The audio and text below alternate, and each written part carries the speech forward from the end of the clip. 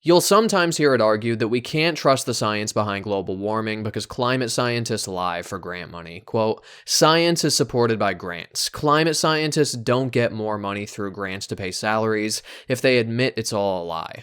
Aw, did the low IQ liberal hippie get butthurt hearing the truth? There's no proof for climate change other than the lies made up by greedy scientists looking for more grant money, end quotes. Here, I'll explain the many flaws in this argument so that my fellow butthurt, low IQ liberal hippies can better refute it when they encounter it. The first thing to know is that becoming a climate scientist isn't exactly a get-rich-quick scheme. According to ZipRecruiter.com, the average national salary of a climate scientist is $64,000 a year. Compare that against petroleum engineers who average $128,000 a year, twice as much as climate scientists, presumably to compensate for the selling of your soul. Seriously, when do you ever see the reverse of this, where a person's like, you know, I would love to pursue my passion working for the Shell Oil Company, but Conservation International made me an offer that I just can't refuse. No, if the only thing a person cared about was making money, they'd be much more likely to get a job in the oil industry than pursue a career in climate science. Now, perhaps you'd argue petroleum engineers versus climatologists isn't a fair comparison, because engineers generally make more money due to the highly technical and specialized work they do. Well, let's compare petroleum engineers against engineers who work in the renewable energy field. Solar engineers make an average of $107,000 a year. Biomass engineers, $97,000 a year. Hydroelectric engineers, $93,000. Geothermal engineers, $79,000. And wind turbine engineers, $75,000 a year. So no matter how you slice it, working in the climate science or renewable energy field is simply much less lucrative than working for oil companies. And not only is the average salary of climate scientists low, but if you look at their distribution of incomes, this argument becomes downright laughable. 33% of climate scientists make between $18,500 and $30,000 a year. $18,000 a year? Talk about riding the federal government gravy train. They're like, no, you don't get it. We're literally so poor that we have to travel on a train that also transports gravy. Of all the different income levels, a climate scientist is by far most likely to be in this lowest tier. The second highest tier is $53,000 to $64,000, and only 12% of them fall into this category. Why would a person seeking an easy, dishonest payday pursue a career where the most common salary is less than $30,000? It makes absolutely no sense. It'd be like a pair of burglars scoping out a bunch of homes and then robbing the one with the smallest television set. Let me try to explain just how little climate scientists make. You know how lottery winners get those giant custom-made checks? Climate scientists get custom-made miniature checks. When they see homeless people, they ask them to spare some change. Instead of a safe, they put their money in an unsafe. Their retirement fund is a 4.1k. Also, keep in mind we're talking about grant money here. If my goal was to make a quick buck, I wouldn't spend my time tediously filling out a bunch of grant proposals. They point out on the Balanced Small Business that, quote, grants are not a quick funding solution. It can take over a year to receive one. Funders take quite a long time to make decisions about substantial grants, end quote. So rather than climate science being a get-rich-quick scheme, it's more like a scheme to slowly not get rich. Also, think about what it is that some of these climate scientists actually do in the field. Who in their right mind would lie to get grant money that allows them to travel to the South Pole and study ice cores in negative 50-degree weather? If they were liars, wouldn't they all be like, yeah, we really need to go study some shit in Cancun, preferably in one of their finest 5-star resorts. That's where I do my best work.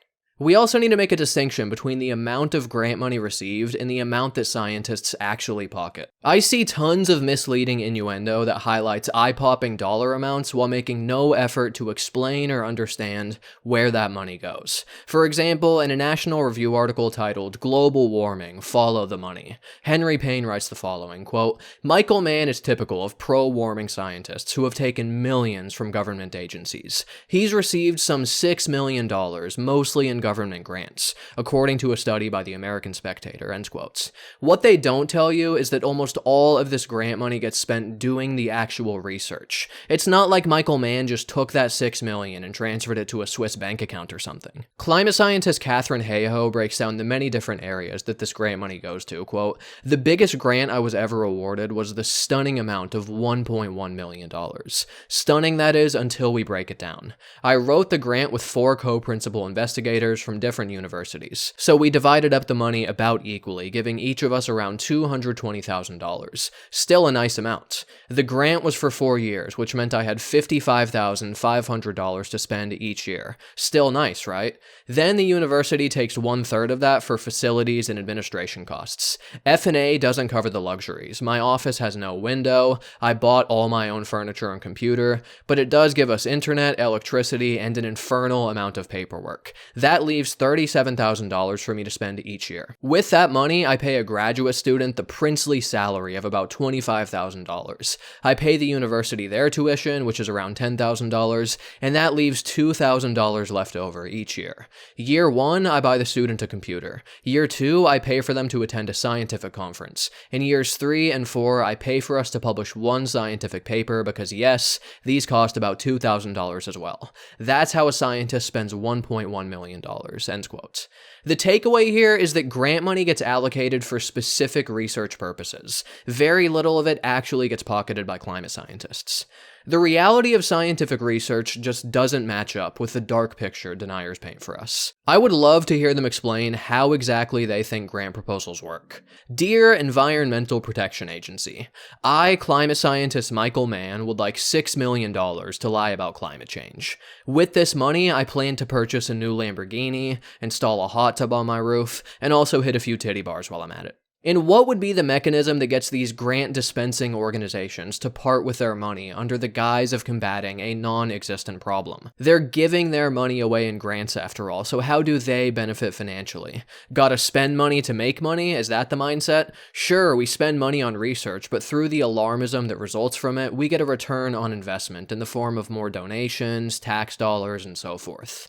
If there really is such a massive campaign of deceit, where universities and government agencies and NGOs and thousands of climate scientists are knowingly complicit in fraud, wouldn't at least some small percent of them not be okay with this and blow the whistle? By blow the whistle, I don't just mean disagree with the consensus view on climate. I mean say, yeah, I worked for this organization, and people there knowingly lied and fabricated data for the explicit purpose of making more money. How could such an enormous conspiracy take place all across the world involving tens of thousands of people, with everyone working like a well-oiled machine in total secrecy? It could be the case that this gigantic, worldwide, interdisciplinary, cross-organizational campaign of scientific fraud and public misinformation is going on. It could also be the case that you're just wrong about the science and don't like that fact. Which explanation is more reasonable and involves fewer absurd assumptions? Let's look closer at this argument to expose even more of its flaws. I came across an article on whatsupwiththat.com by Paul Rossiter titled Understanding the Climate Movement, Follow the Money. He begins by writing the following, quote, I now turn to the main engine driving the climate movement from day to day, the money. I became quite despondent while putting this together as I started to understand the huge, eye-watering amount of money that is dependent upon the unproven notion that atmospheric CO2 arising from the use of fossil fuels is causing catastrophic global warming / climate change / pestilence and doom. Some headline numbers. The capitalization of the renewable energy industry is over $1 trillion. The funding of the NGOs being used as alarmist publicity and lobbying agencies exceeds $2 billion. And the amount of government research funding committed to the issue exceeds $1 billion. Good luck expecting that the resolution of some matter of scientific importance will cause these agencies to admit that their business is based upon a lie and that they will go away quietly, or at least scale back to a size more commensurate with the real market needs, end quotes. Just as a matter of basic logic, this argument fails. The fact that a large amount of money is spent addressing a problem isn't proof that the problem doesn't exist or is exaggerated. Global warming, as the name suggests, is a global problem. Are we expected to solve it by spending $5 or something? I mean, yes, if you want to be super technical, you can say that money drives the climate movement, in the same way that money drives basically anything else, because we live on an economic planet. We're not going to solve it with shells or glass beads, we're going to have to throw some fucking money at it. You could also say that money drives the effort to feed starving people or treat preventable disease. The mere fact that money is involved proves nothing and just doesn't make for a very interesting analysis. Now you might say, hang on, it's not just that money is involved, it's that the money provides an incentive to reach a certain conclusion. This is really the crux of their argument. As Rossiter puts it, quote, "There are a number of research agencies funded by governments. Many of these have programs investigating the effect of climate change on the environment, but all, as far as I can ascertain, accept the mantra of an anthropogenic cause of the change, usually based upon IPCC reports, and this predetermines their projections into the future. I am highlighting their inherent conflict of interest. They depend upon government funding, and so there is an imperative to provide a scientific opinion that is commensurate with government policy," end quote. Yes, nothing makes me sicker than someone selling out to big environments. Rossiter is correct when he says that most of these organizations accept anthropogenic climate change, but we need to ask ourselves why they accept that. Maybe the reason there's such an overwhelming consensus is because they're actually onto something here. Simply put, man-made global warming is what all the evidence points to. Multiple independent lines of evidence show that the planet is warming. Land temperatures, ocean temperatures, sea level rise, as well as the melting of glaciers and Arctic ice. On top of that, we know that humans are the cause of this because fossil fuel emissions have a unique molecular signature that we can measure in the atmosphere, namely their C13 ratio. And this is proof that nothing other than fossil fuels are the source of rising CO2 levels. Plus, when you examine the other potential explanations like Milankovitch cycles, volcanoes, or increased solar output, you find that these simply don't match up with the observed warming, as I showed in detail when debunking the claim that humans are not causing global warming. Check that video out, and also check out my full global warming playlist while you're at it. The evidence is very clear on this question, and that's why there's such an overwhelming consensus among the scientists, as well as the governmental and non-governmental organizations. The climate change denier has it backwards. Instead of the funding driving the consensus, it's the consensus that drives the funding. Here's another important point that's overlooked by deniers. There's always the possibility that the data being collected in this grant money funded research could show a plateau or even decline in global temperatures. It's not like there's just one guy collecting this data who has a monopoly on what gets published. There are many different organizations and researchers involved in this process all across the world, and they're taking their measurements via many different instruments, including land stations, ocean buoys, satellites, and weather balloons. If all these different measurements started showing a temperature flatline, this would be impossible to argue against, and it'd be impossible to hide, given the many different independent sources of these measurements. So the point is, even though there currently is a consensus about global warming, the consensus is based upon the data, and if the data change, the consensus would change as well. That's how the scientific process works. Rossiter claims that climate scientists, quote, "depend upon government funding, and so there is an imperative to provide a scientific opinion that is commensurate with government policy," end quotes. I would actually argue there are strong incentives in science to disprove consensus viewpoints. Richard Alley explains as follows. Suppose that Einstein had stood up and said, "I have worked very hard, and I have discovered that Newton got everything right, and I have nothing to add." Would anyone ever know who Einstein was? If we could overturn global warming, if we could prove that CO2 was not a greenhouse gas, if we could prove that we can burn all we want and not worry about it, how exciting would that be? How wonderful, how many prizes, how many people would invite me out to give talks if I could prove that you didn't have to worry about this? Is there any possibility that tens of thousands of scientists, there isn't one of them that's got the ego to do that? It's absurd! Overturning a scientific consensus is what gets you immortalized in the science books. Think Louis Pasteur overturning spontaneous generation, Nicholas Copernicus overturning the heliocentric model, Alfred Wegener introducing continental drift, Barry Marshall proving that bacteria, not stress, causes stomach ulcers, or Albert Einstein overturning Newtonian physics. Scientists don't become famous for agreeing with the status quo, they become famous for disproving it. Rossiter also says, quote, "Good luck expecting these agencies to admit that their business is based upon a lie and that they will go away quietly, or at least scale back to a size more commensurate with the real market needs," end quotes. Bro, I got news for you. If global warming was no longer an issue, the people that work for these NGOs and environmental protection agencies wouldn't be forced to start working at Pizza Hut. They'd simply find some other important area to focus their energies on. It's not like there's a shortage of environmental destruction on this planet. Dude talks about them like they're a bunch of lazy freeloaders taking advantage of a quick payday and having a laugh about it. No, these people are dedicating their lives to protecting wildlife, restoring habitats, preventing extinction. And they're targeting climate change because of necessity, because it's extremely urgent, because they care about the environment, not because they see some kind of stock bubble they can wedge their way inside of, like a slimy Wall Street banker. Are their businesses making money off the green energy opportunity? Sure, but I don't see anything wrong with that.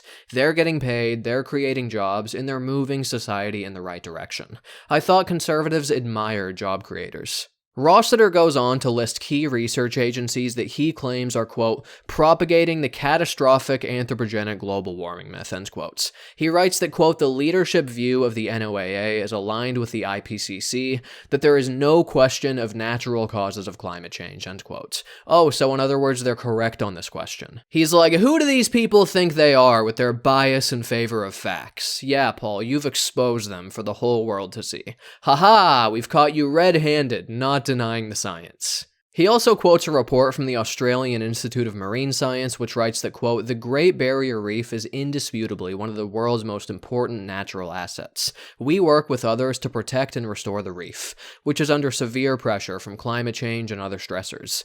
Cumulative impacts include rising sea temperatures, ocean acidification, pollution, declining water quality, and outbreaks of the destruction crown of thorns starfish, end quotes. Then he says, quote, so AIMS seems to accept from the outset that damaging climate change is occurring, in line with IPCC projections, end quotes. Yeah, they accept that climate change is damaging reefs, because climate change is damaging reefs. Have you never heard of ocean acidification or coral bleaching before?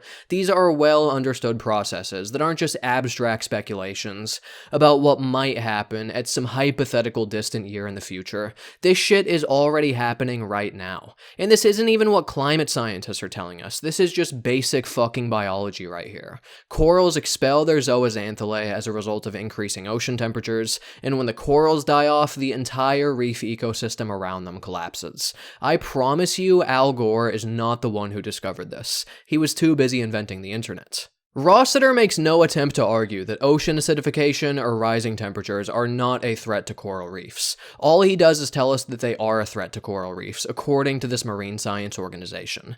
Maybe you should fucking listen to them, Paul. These are the experts on this very question, after all. What's your marine science expertise again? Oh, you're the president of Energy Management Corporation, which specializes in selling electric motors and backup generators. How about you leave the marine science to the marine scientists, buddy? Seriously, what kind of intentional stupidity are you expecting from these organizations? Gee, all this coral bleaching is happening at a rapid and increasing pace, and even though there's zero disagreement about the cause among the researchers who specialize in corals, we're just gonna pretend like we don't know what's causing it. It's a big mystery. Current trends show an enormous increase in worldwide bleaching events by the 2050s. Instead of showing us this map, they could literally just write "we're fucked" in all caps. With an environmental emergency of this magnitude staring these organizations in the face, what do you think would be the appropriate response? Are they supposed to just bury their heads in the sand to maintain some kind of faux neutrality? Should Save the Rainforest organizations, in a similar vein, act like trees aren't being cut down in some kind of weird attempt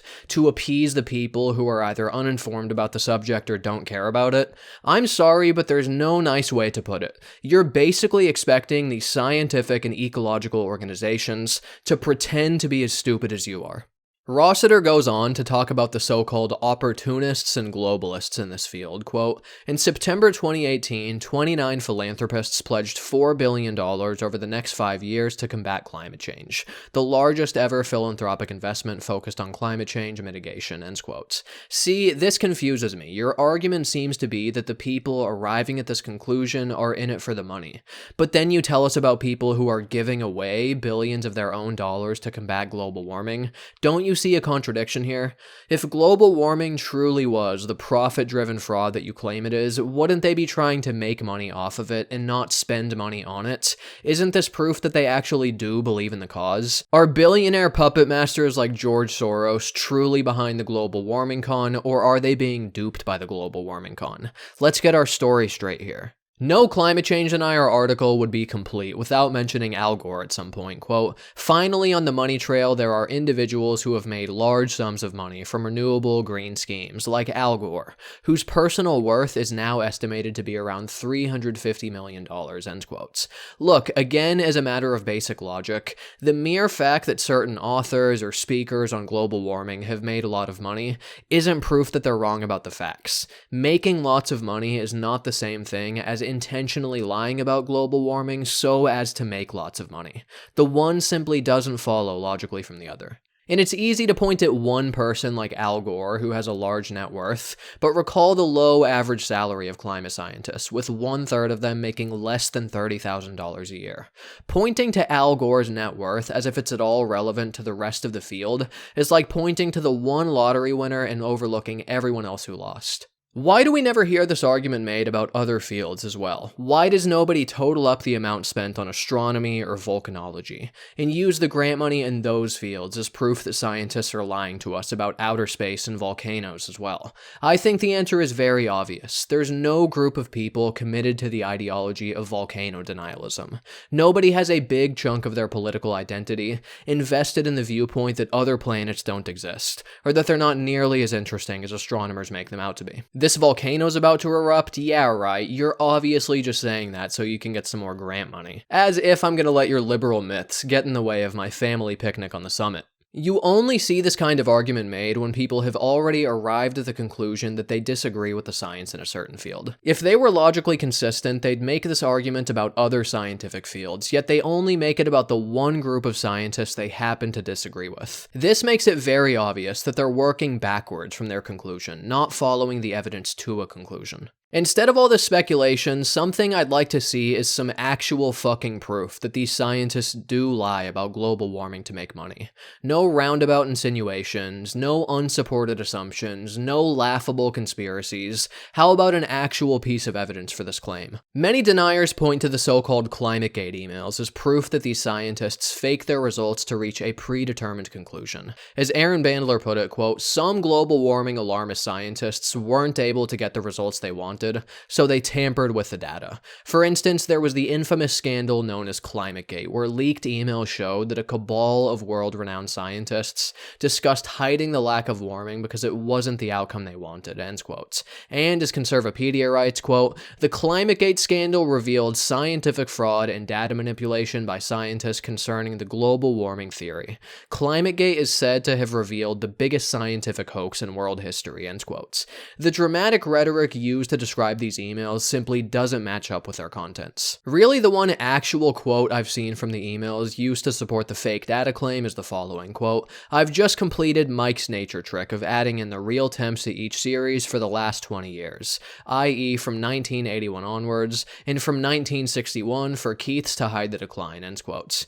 We're told that here they're admitting to behind-the-scenes data manipulation to hide a decline in temperatures. Think about this though, if they're discussing fakery here, why would he say he's completed Mike's nature trick of adding in the real temps? If they were faking data, wouldn't he have added in the fake temps, the made-up temps, the phony temps that we're using to mislead the public? The very quote that deniers are using to support their view actually refutes it. What about Mike's nature trick? Mike's nature trick sounds like a euphemism for your uncle molesting you. They're obviously talking here about something that was done in the scientific journal Nature. So what I want to know is if this truly was the secretive, sinister plot that deniers make it out to be, why would they publish the technique being used in as widely read a journal as Nature? Are they hiding in plain sight? Again, it makes no sense. So what were they actually discussing here? Skeptical Science explains, quote, tree ring growth has been found to match well with temperature, and hence tree rings are used to plot temperature going back hundreds of years. However, tree rings in some high-latitude locations diverge from modern instrumental temperature records after 1960. This is known as the divergence problem.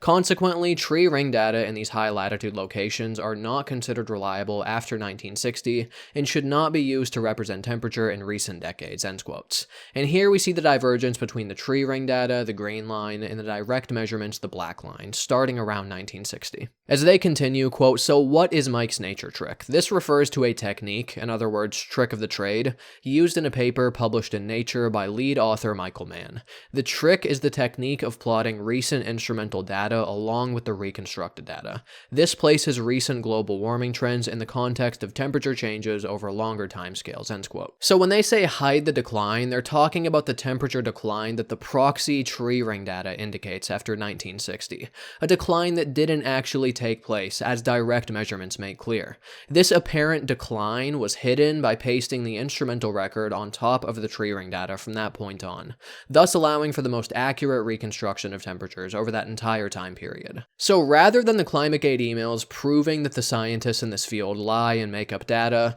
they're really just proof that deniers don't know what they're talking about and will quickly jump to unjustified conclusions in the name of smearing climate science. But if everything's just written off as a big, deceptive conspiracy, why not dismiss this perfectly sensible explanation as a lie as well? How do we even know your real name is Michael Mann, and then they rip off his mask to reveal George Soros hiding underneath? I mean, fuck, at least then they'd have something to work with here. All I see them doing is waving an empty sack around and telling us how incredible its contents are. Also consider this, wouldn't it be much stronger evidence of the deniers' viewpoint if there was very little grant money available, if there were very few organizations so dedicated to combating climate change? What would deniers say to us if that was the state of affairs? I know exactly what they'd say. Oh yeah, if climate change really is the looming crisis that you claim it is, why is there so little funding available to research this question? Isn't this proof that it isn't a big deal? Wouldn't governments and universities and conservation groups make it a priority to deal with this problem if it really was as serious as you claim it is? The point is, it doesn't matter to deniers what the state of climate science grant money is. They're committed to their conclusion in advance, and they'll find a way to morph any set of circumstances into support for their position. Lots of grant money available, proof that climatologists are lying to get a piece of the pie. Very little grant money available, proof that climate change isn't the big problem you claim it is. We'd see the same kind of responses with climate research generally. If there were lots of climatologists who rejected man-made global warming, they'd point to those scientists and their research as proof of their position. And they'd be like, why do you reject the scientific consensus? Do you think you know more than the experts? The fact is that very few climatologists deny man-made global warming. But rather than this serving as disconfirming evidence, deniers instead point to it as proof that there's a conspiracy and concerted effort to suppress research to the contrary. Heads I win, tails you lose.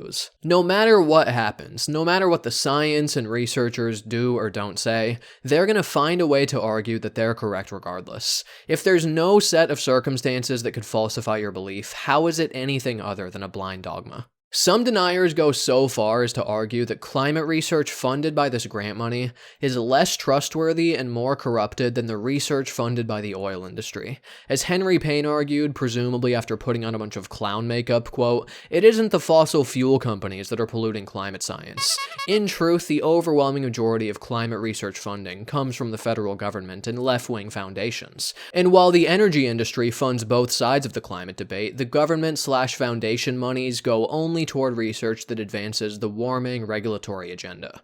With the clear public policy outcome in mind, the government foundation gravy train is a much greater threat to scientific integrity," end quote. I think it's pretty obvious that anyone who views the oil industry as impartial, neutral actors on climate change research is incredibly naive. This industry has a clear incentive to create climate change deniers, because they go out of business when we pass stricter regulations and make the switch to alternative energy.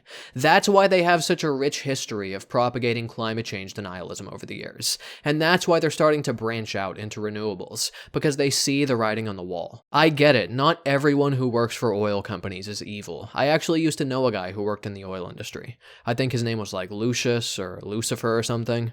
It's beyond the scope of this current project to explore this question in detail, and I'll probably address this kind of oil industry apologia in a future video, but I had to at least mention it here. Notice that Payne also said, quote, "The government foundation monies go only toward research that advances the warming regulatory agenda," end quotes. He just made this up because he thought it sounded good. When grant money goes towards measuring temperatures via satellite or weather balloon or ocean buoy, it's not like the grant money is only given out on the condition that the temperature readings will demonstrate global warming. As I noted earlier, the very research being funded by this grant money could any day arrive at findings that disprove man-made global warming. The fact that it doesn't isn't proof of a conspiracy, it's proof that you're just wrong about the science. The one denier I encountered who actually made a somewhat sensible point on this question is an unnamed guest blogger on What's Up With That. Quote, more money flows from the government into universities or government labs to study the effects of climate change if we all agree that human greenhouse gas emissions are leading to climate change of a dangerous magnitude, end quotes.